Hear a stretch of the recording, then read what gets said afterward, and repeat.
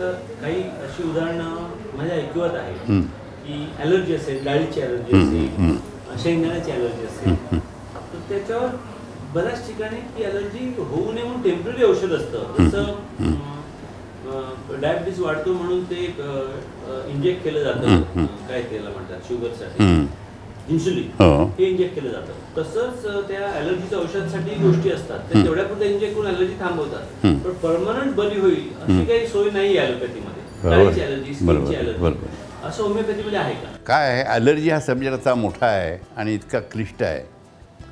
आणि ॲलर्जीमध्ये एक वैशिष्ट्य असं आहे की ॲलर्जीमध्ये तुमची प्रतिकारशक्ती कमी झालेली असते. त्याला आम्ही इम्युन फोर्स म्हणतो बॉडीमधला, तो कमी झालेला असतो. ह्या इम्युन फोर्स कमी झाल्यामुळे तुम्हाला ॲलर्जीची बाधा होते. शेंगदाणे खाल्ल्यानंतर ज्याला ॲलर्जी होते त्याचा अर्थ शेंगदाण्यामध्ये जी द्रव्य आहेत त्या द्रव्य त्याच्या इम्युन फोर्सला पोषक नाही आहेत. इम्युन फोर्स त्याला अटकाव करू शकत नाही, म्हणून ते सरफेसला येतात. तर होमिओपॅथीमध्ये असं औषध नाही आहे की शेंगदाण्याची ॲलर्जी म्हणजे हे औषध, तुरीच्या डाळीची ॲलर्जी म्हणून हे औषध. इन जनरल पेशंटचा इम्युन फोर्स वाढवायचा की ॲलर्जी आपोआप जाते. असं आहे. यू गो पेशंटची सिस्टीम एनहान्स करायची.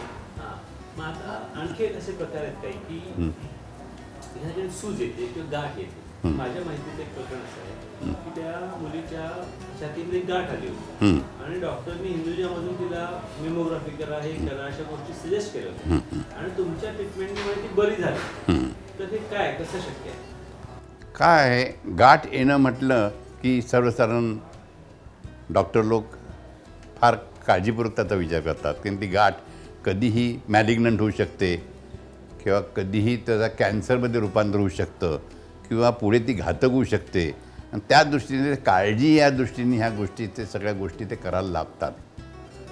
पण डायग्नोसिस करताना त्यांना ही गाठ कसली आहे हे शोधून काढण्यातच वेळ जातो.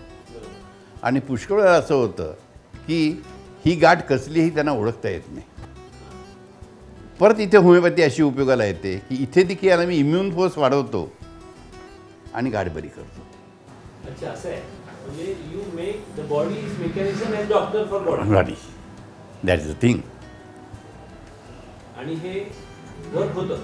वर्क म्हणजे मॅजिकली वर्क होतं. Like a magic.